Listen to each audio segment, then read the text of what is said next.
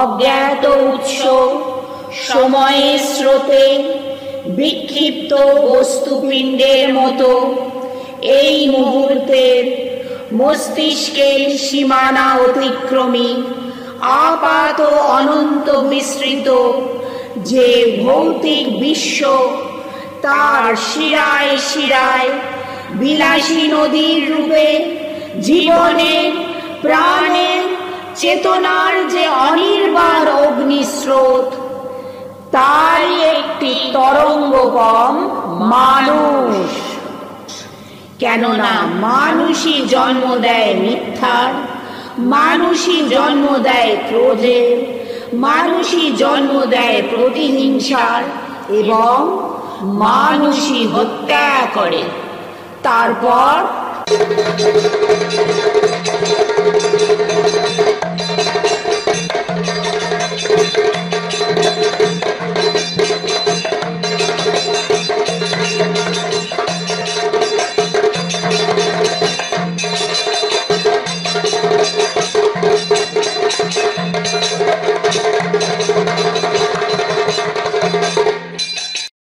অশ্বত্থামা হত ইতি গজ।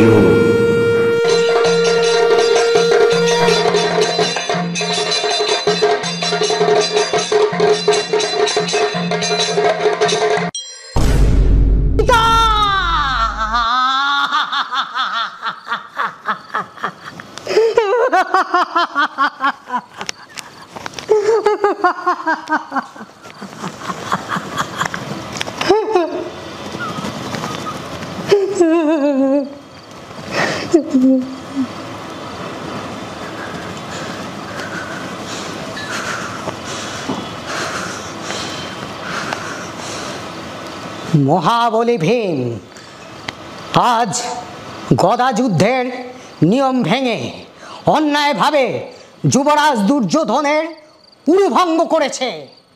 ভীমের এই ন্যক্কারজনক কাজের জন্যে আমি তাকে ধিক্কার জানাই। কুরুক্ষেত্র যুদ্ধের 18 অক্ষৌহিণী সৈন্যের মৃত্যু হয়েছে। যুবরাজ এখন মৃত্যু যন্ত্রণায় কাতরাচ্ছেন। তার মৃত্যু শুধু এখন সময়ের অপেক্ষা, তবুও তিনি হার মানেননি। তাই তিনি আজ আমাকে কৌরব পক্ষের নতুন সেনাপতি হিসেবে নিযুক্ত করেছেন। হ্যাঁ, আমি অশ্বত্থামা, কৌরব পক্ষের পঞ্চম ও শেষ সেনাপতি এই মহাযুদ্ধে। দুর্যোধন বলেছেন যে পাণ্ডবদের মৃত্যু সংবাদ শোনার আগে তিনি নিজে পরলোক গমন করবেন না। আমি প্রতিজ্ঞা করেছি তাঁর এই শেষ ইচ্ছা পূর্ণ করবই।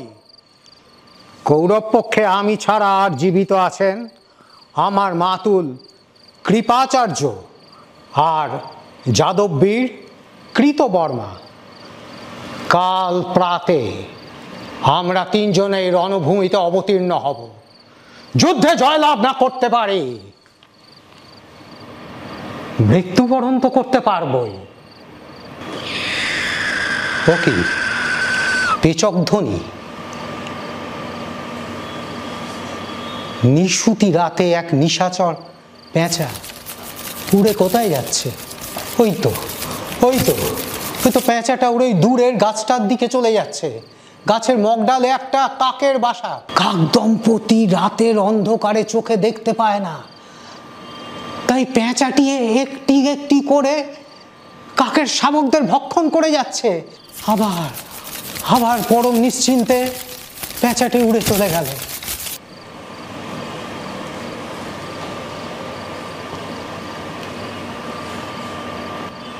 ওই সামান্য পেঁচাটি আমাকে যুদ্ধ জয়ের রাস্তা দেখিয়ে দিল। মিত্র দুর্যোধন, আর প্রতীক্ষা নয়, খুব শীঘ্রই তোমার মনোবাসনা পূর্ণ হতে চলেছে।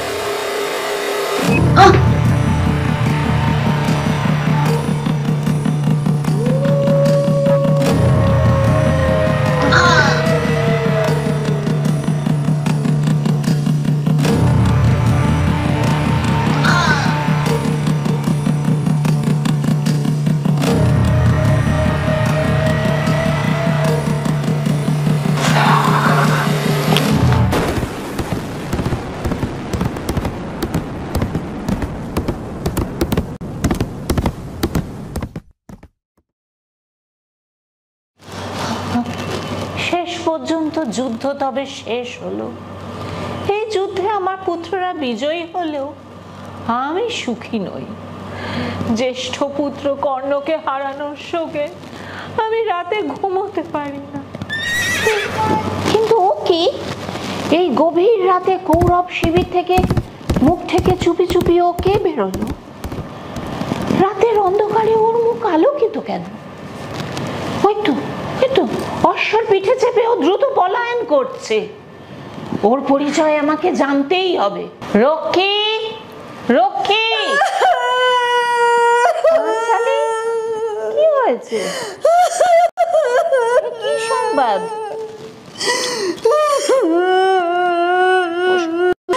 আজ বিজয়ের দিনে তুমি এমন বিচলিত কেন?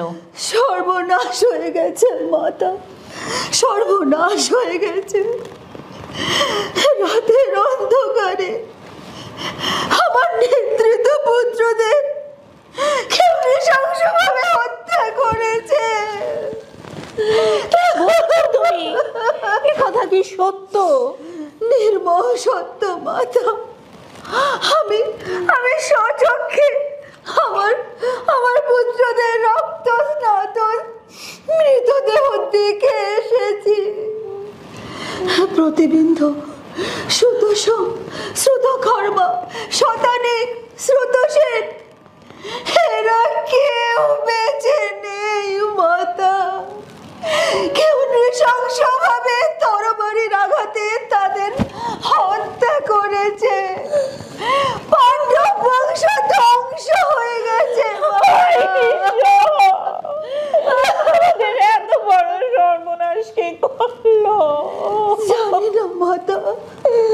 সেই অজ্ঞাত আততাই শুধু আমার পুত্রদের হত্যা করে ক্ষান্ত হয়নি, সে আমার দুই ভ্রাতা ধৃষ্টদ্যুম্ন ও শিখণ্ডী সহ অবশিষ্ট পাণ্ডব সৈনিকদের হত্যা করেছে। হায় ঈশ্বর! প্রিয় পুত্রদের হারানোর পর মৃত্যু ছাড়া আর কিছুই যে আমার কাম্য নয়।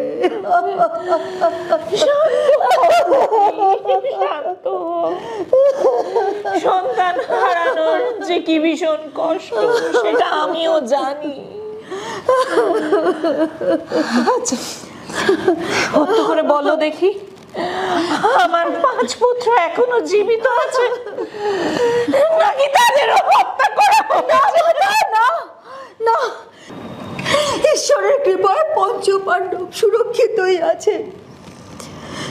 বিজয়ী পাণ্ডব সৈনিকরা আজ পরাজিত কৌরবদের শিবিরে রাত্রি বাস করেছিল।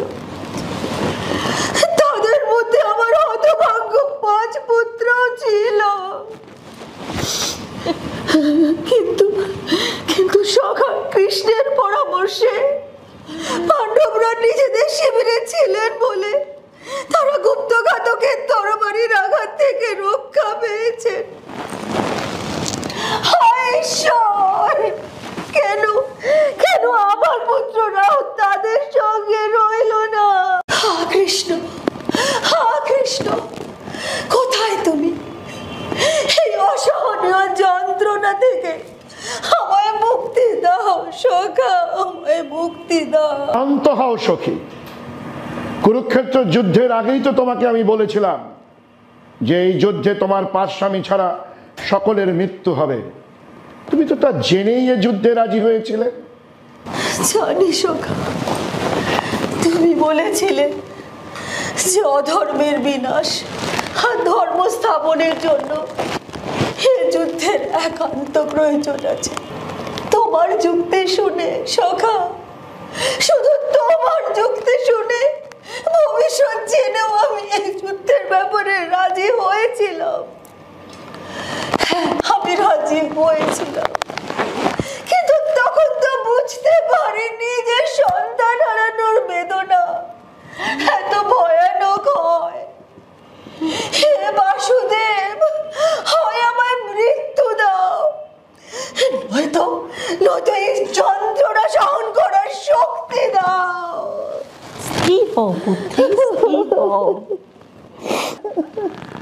আগে ওই হত্যাকারীকে চিহ্নিত করতে হবে। একটু আগে কৌরব শিবির থেকে কালো বসন পরিহিত এক ব্যক্তিকে আমি চুপিসারে নিষ্ক্রান্ত হতে দেখেছি। তার মুখের একাংশ কালো বসনে আবৃত ছিল। আশ্চর্যের ব্যাপার এটাই যে এই গভীর অন্ধকারেও তার মুখমণ্ডল আলোকিত ছিল। অশ্বত্থামা, অবশ্যই এই অশ্বত্থামা ছিল। তার মস্তকে যে শিরোমণি আছে তারই আলোকে তার মুখমণ্ডল আলোকিত হয়েছিল। ঠিক বলেছ সখী। কৌরবদের আর মাত্র 3 জন সৈনিক জীবিত আছে। কৃপাচার্য তিনি এই গর্হিত কাজ কোনোদিনই করবেন না। কৃতবর্মা সে কাজ করার সাহসই পাবে না। তাহলে নিশ্চিতভাবে ওই ব্যক্তি অশ্বত্থামাই ছিল। আমার বিশ্বাস তার পাপের প্রায়শ্চিত্ত করার জন্য সে মহামণি ব্যাসের আশ্রমে গেছে।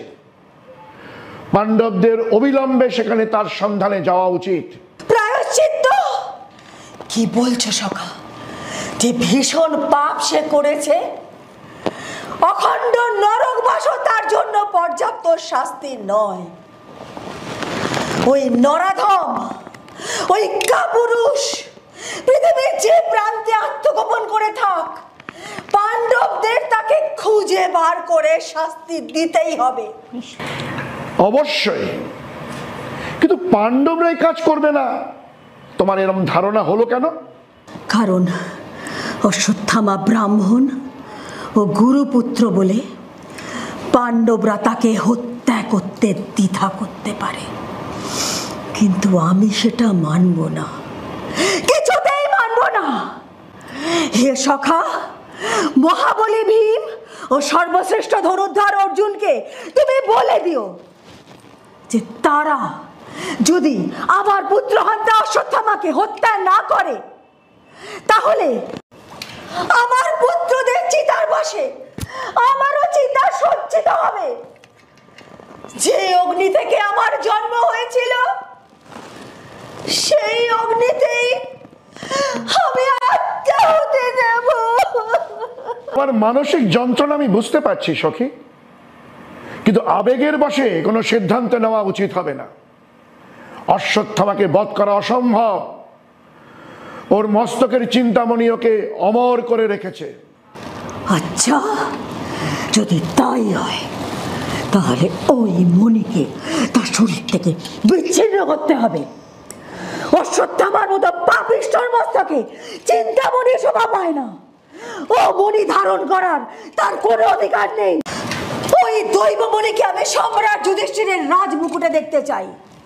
পাণ্ডবরা যদি আমার ইচ্ছা পূরণ না করে তাহলে আমি এখানেই, হ্যাঁ হ্যাঁ এখানেই আমি প্রায় প্রবেশনে বসবো। ক্রোধ সংবরণ করো পুত্রী, ক্রোধ সংবরণ করো। তোমার স্বামীরা নিশ্চয়ই তোমার মনস্কামনা পূর্ণ করবে। কৃষ্ণ, তুমি এখনই পাণ্ডবদের নিয়ে অশ্বত্থামার সন্ধানে মহামুনি ব্যাসের আশ্রমে যাও। তথাস্তু। হায় হায়, ক্রোধে উন্মত্ত হয়ে আমি কি করে করলাম? রাতের অন্ধকারে চোরের মতন শিবিরে ঢুকে নিদ্রিত অবস্থায় পাণ্ডবদের আমি হত্যা করেছি। আমার পিতা জীবিত থাকলে এই বর্বরোচিত কাজের জন্যে কোনোদিন আমায় ক্ষমা করতেন না। হায় হায়, ঋষি ভরদ্বাজের পুত্র আমি, দ্রোণাচার্যের পুত্র, সেই মহান বংশকে আমি কলুষিত করেছি কি করে? ইতর পক্ষীর দ্বারা প্রভাবিত হলাম। তবে ধৃষ্টদ্যুম্নকে বধ করার জন্য আমার মনের মধ্যে কোনো অনুতাপ নেই। ও আমার পিতা দ্রোণাচার্যকে নির্দয়ভাবে হত্যা করেছিল। সে সময় তিনি ছিলেন নিরস্ত্র ও পুত্র শোকে কাতর। সেই অবস্থায় এই ধৃষ্টদ্যুম্ন তাকে নির্দয়ভাবে হত্যা করে। তাই আমিও তাকে নিদ্রিত ও নিরস্ত্র অবস্থায় হত্যা করে কোনো রকম অন্যায় করিনি, অপরাধ করিনি। আর পাণ্ডবদের হত্যা করেও কি আমি কোনো অন্যায় করেছি? না, নিশ্চয়ই না। যুধিষ্ঠিরের মিথ্যা বচনে বিশ্বাস করে আমার পিতা অস্ত্র ত্যাগ করেছিলেন। তার হাতে যদি অস্ত্র থাকতো তাহলে অর্জুন ছাড়া আর কারোর পক্ষে তাকে পরাজিত করা, হত্যা করা সম্ভব হতো না। এমন ভাবে পিতা তার সমস্ত বিদ্যা উজাড় করে অর্জুনকে শিখিয়ে তাকে পৃথিবীর সর্বোত্তম ধনুর্ধর বানিয়েছিলেন। সেই অর্জুন ধৃষ্টদ্যুম্ন তার শ্যালক বলে আমার পিতাকে অন্যায়ভাবে হত্যা করার জন্যে তাকে ক্ষমা করে দিয়েছিল। তাই অর্জুনকে আর অর্জুনের জ্যেষ্ঠ ভ্রাতাদের এবং কনিষ্ঠ ভ্রাতাদের সবাইকে আমি হত্যা করেছি, এবং হত্যা করে আমি কোনো অন্যায় করিনি। মৃত্যুর আগে মিত্র দুর্যোধন বলেছিল, ভীষ্ম, দ্রোণ, কর্ণ, শল্যের মতন মহান মহারথীরা যে কাজ করে উঠতে পারেনি সেটা আমি এই অশ্বত্থামা করে দেখিয়েছি। পাণ্ডবদের মৃত্যু সংবাদ শোনার পর আমার মিত্রবর দুর্যোধন পরম নিশ্চিন্তে পরলোক গমন করেছে। আর এটাই আমার পরম প্রাপ্তি, পরম সান্ত্বনা। কিন্তু ও কিসের শব্দ? মর্মধ্বনি, পায়ের শব্দ। কারা যেন এদিকেই আসছে।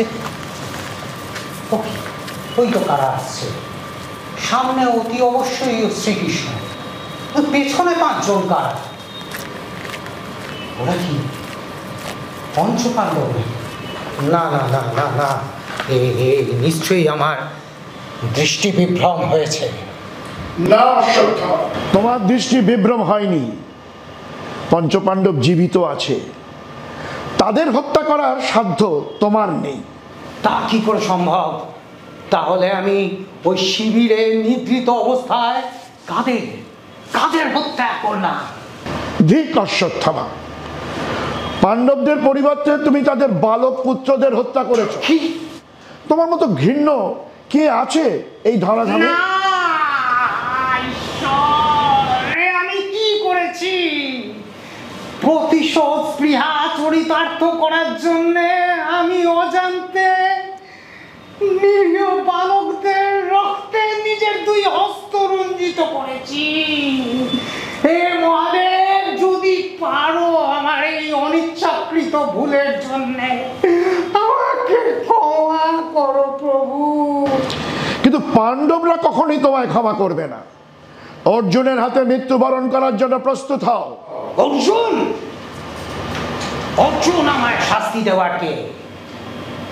যে অন্যায় ভাবে নিজের বৃদ্ধ পিতামহকে কপটতার ছল করে শিখণ্ডীর আড়াল থেকে সরাঘাতে পতিত করে, যে রথহীন অবস্থায় নিরস্ত্র অবস্থায় মহারথী কর্ণকে দিব্যাস্ত্র প্রয়োগ করে হত্যা করে, যে নিজের শ্যালক বলে ধৃষ্টদ্যুম্নকে তার গুরুকে, তোমাদের সবার গুরুকে হত্যা করার জন্য ক্ষমা করে দিয়েছিল, যে নিজে এত এত অন্যায় করেছে, তার কি অধিকার আছে? তার কি অধিকার আছে অন্যদের শাস্তি? তুমি যাদের কথা বলছো তারা অধর্ম করেছিলেন। কৌরব সভায় দ্রৌপদীর বস্ত্রহরণের সময় ভীষ্ম দ্রোণ নীরব ছিলেন। কর্ণ পাঞ্চালীকে পতিতা বলে অসম্মান করেছিল। অভিমন্যুর হত্যাকারীদের মধ্যে তোমার পিতা ও কর্ণও ছিল। সুতরাং কেউই নির্দোষ নয়। কিন্তু তুমি কি করে নিরপরাধ বালকদের হত্যা করলে? উপপাণ্ডবদের হত্যা করার জন্য আমি অত্যন্ত লজ্জিত, কিন্তু পাণ্ডবদের প্রতি আমার মনোভাবে কোন রকম পরিবর্তন হয়নি। দুর্যোধনের কাছে আমি প্রতিজ্ঞাবদ্ধ, তাই সেই প্রতিজ্ঞা রক্ষা করার জন্য এখনই আমি ব্রহ্মশির দিব্যাস্ত্র প্রয়োগ করে পাণ্ডবদের ধ্বংস করব। প্রতিহিংসার বশে তুমি কি উন্মাদ হয়েছ? তুমি কি জানো না যে মহাদেবের বরে অর্জুনের কাছেও ব্রহ্মশির প্রয়োগ করার ক্ষমতা রয়েছে? তুমি যদি ব্রহ্মশিরকে আহ্বান জানাও, অর্জুন কি চুপ করে বসে থাকবে? সেও তার অস্ত্রকে প্রয়োগ করার আহ্বান জানাবে। তখন দুই মহাশক্তিশালী দিব্যাস্ত্রের সংঘর্ষে এই পৃথিবীর ধ্বংস হয়ে যাবে। হলে হবে, তাহলে আমার কিচ্ছু আসে যায় না। পাণ্ডবেরা তো ধর্মের ধ্বজাধারী, তারা তাদের কর্তব্য পালন করুক, পৃথিবী রক্ষা করুক, আর আমি অশ্বত্থামা আমার প্রতিজ্ঞা পালন করব। এটাই আমার শেষ কথা। কি বললে অর্জুন? আবার বলো। আমি ব্রহ্মশির দিব্যাস্ত্র প্রয়োগ করলে তুমিও সেটাই করবে?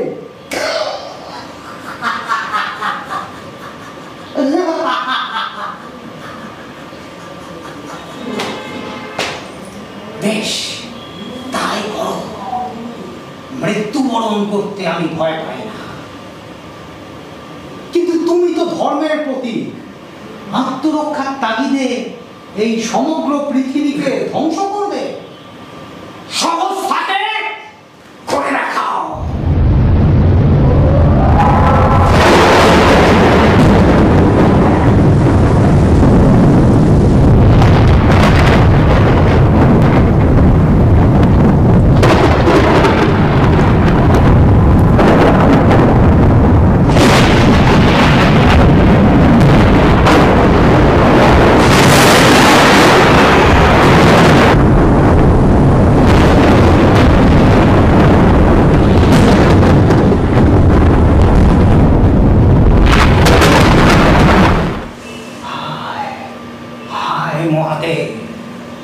অর্জুনও তার ব্রহ্মশির দিব্যাস্ত্র প্রয়োগ করেছে।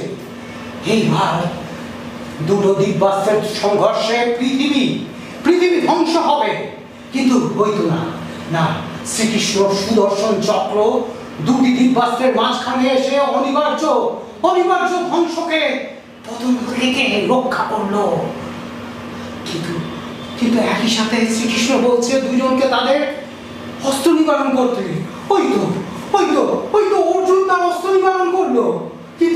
কিন্তু হে নারায়ণ, হে কৃষ্ণ, আমি তো এই অস্ত্র নিবারণ করতে জানি না। আমার পিতা এই ব্রহ্মশির দিব্যাস্ত্র প্রয়োগ করতে শিখিয়েছিলেন, সেটা আমি জানি কিভাবে প্রয়োগ করতে হয়। কিন্তু তিনি কি করে এটাকে নিবারণ করতে হয় সেটা আমাকে। দিব্যাস্ত্র নিবারণ করতে জানো না যদি, তাকে আহ্বান করার সাহস পেলে কি করে? এখন এই বিধ্বংসী অস্ত্র তুমি কার উপর নিক্ষেপ করতে চাও? পাণ্ডবদের সুরক্ষার দায়িত্ব আমার, সুতরাং তাদের ক্ষতি করার কথা চিন্তাও করো না। আমি জানি তুমি থাকতে পাণ্ডবদের ক্ষতি করা কোনোভাবেই সম্ভব নয়। তাই আমি চাই আমার এই দিব্যাস্ত্র পাণ্ডব বংশকে ধ্বংস করুক। অর্থাৎ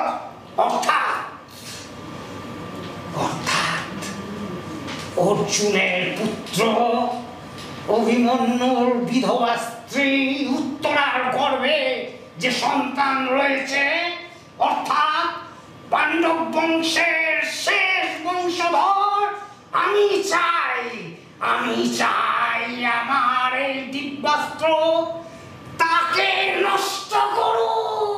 ঠিক অশ্বত্থামা, ঠিক। প্রথমে বালক উপপাণ্ডবদের হত্যা করে এখন তুমি অজাত একটি মাতৃগর্ভস্থ শিশুকে হত্যা করলে। এর শাস্তি তোমায় পেতেই হবে। অর্জুন, অশ্বত্থামার মস্তকের ওই দৈবমণি তুমি কেড়ে নাও। পাপিষ্ঠের কপালে ওই দৈবমণির কোনো স্থান নেই। তেষ্ঠ অর্জুন, তেষ্ঠ। কৃষ্ণের সঙ্গে আমি সহমত।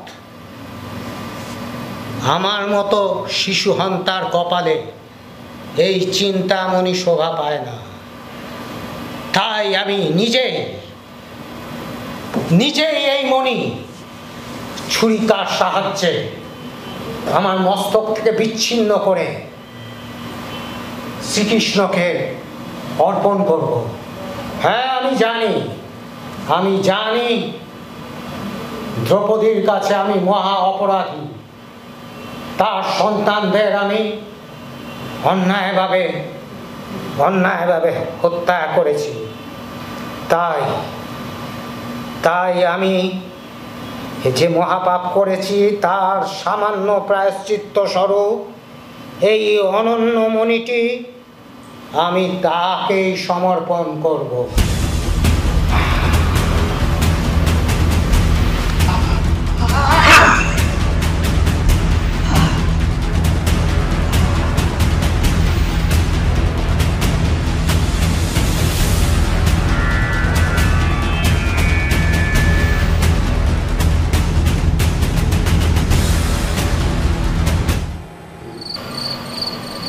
চিন্তামণি ত্যাগ করেও তো আমি রক্ষা পেলাম না। আমি যে ভীষণ পাপ করেছি, তার পরিবর্তে এমন কঠোর শাস্তি ছাড়া আর কি বা আমার প্রাপ্য হতে পারত?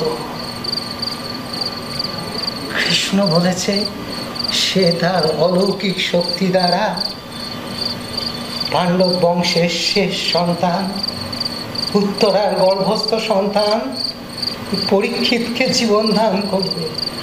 যাক, এতে আমি অত্যন্ত খুশি হয়েছি। কারণ বালকদের হত্যা করার অভিপ্রায় আমার কোনোদিনই ছিল না। কিন্তু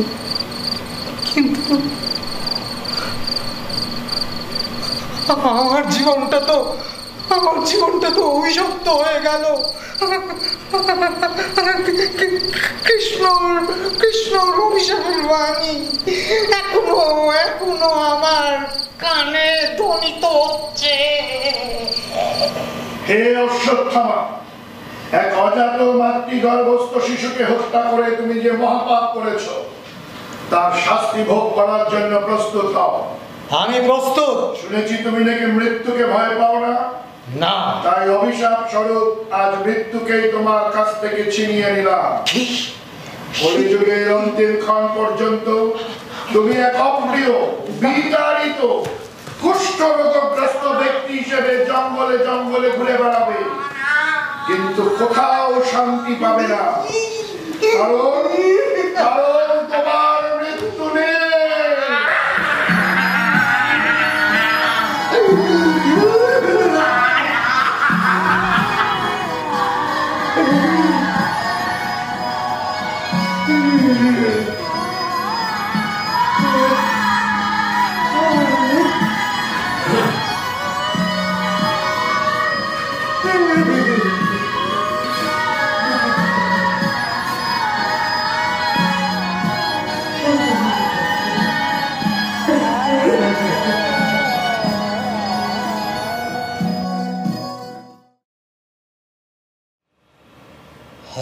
কৃষ্ণ, এমন ভয়ানক অভিশাপ আমায় কেন দিলে? তোমার হাতে তোমার সুদর্শন চক্র দ্বারা আমার মৃত্যু হলে আমার তো স্বর্গ লাভ হতো, কিন্তু আমার দুর্ভাগ্য সেটা হলো না। পাণ্ডবদের প্রতি বিদ্বেষ আমাকে দুর্যোধনের বন্ধু করে তুলেছিল। শত্রুর শত্রু তো বন্ধুই হয়। তাই আজ আমি ওই অর্জুনকে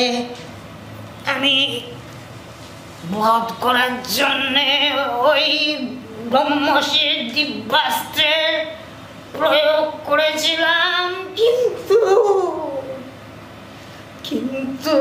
বরাবরের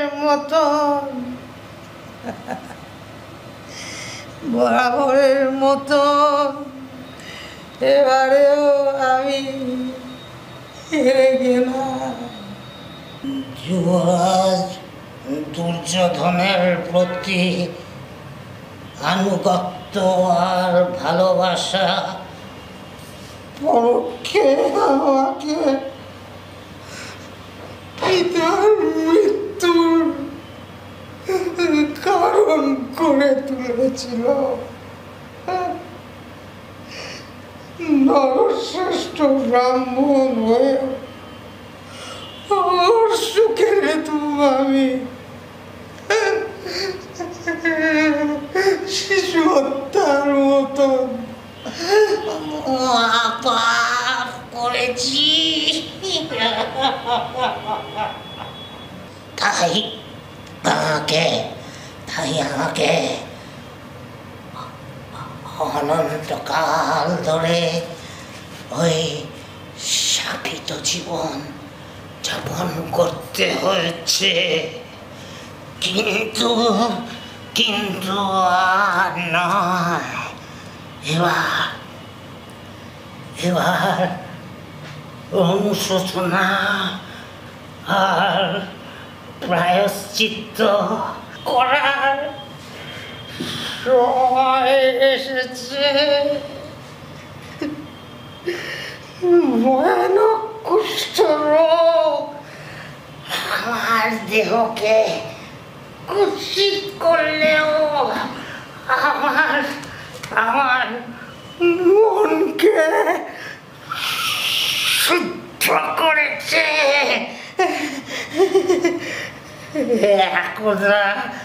একদা কলুষিত মন এখন এই মনে কারো প্রতি কোনো অনুযোগ নেই,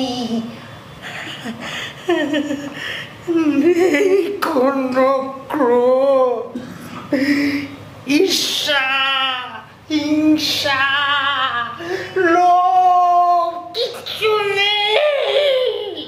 কিন্তু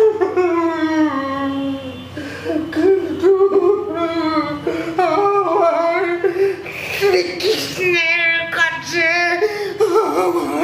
আমার একটাই প্রার্থনা,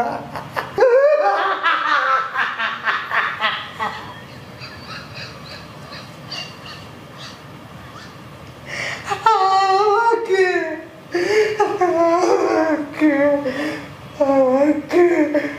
ক্ষমা করো প্রভু। না, প্রতিটি ক্ষণে তোমার শরীর ক্রমশ কদর্য হতে থাকবে। তীব্র যন্ত্রণায় ছটফট করবে তুমি, একটা কামতাড়িত কুকুরের মতন সর্বাঙ্গ তোমার জগজগে ঘা হয়ে থাকবে, বেঁচে থাকবে জীবন মৃত হয়ে। তুমি তুমি মৃত্যু মুক্তি চাইবে, কিন্তু মৃত্যু মুক্তি হবে না, বেঁচে থাকবে জীবন মৃত হয়ে যুগান্ত ধরে।